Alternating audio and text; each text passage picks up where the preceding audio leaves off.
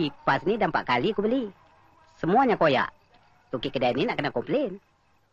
Apalah mamak punya kipas semuanya koyak. Sudah 4 kali saya beli. Semua tak boleh pakai. Kasih yang baik punya. Bagusnya mahal, Cik. Ini murah kalau tamu koyak. Ini macam juga. Tengok, ada nampak? Tengok, ada. Ini macam boleh.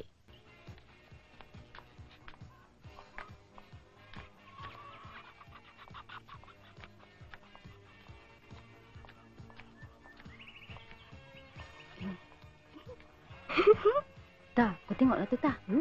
Apa yang dia buat tu, Tah?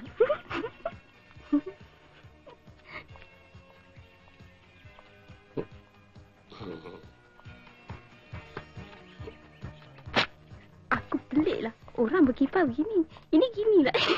Macam baru.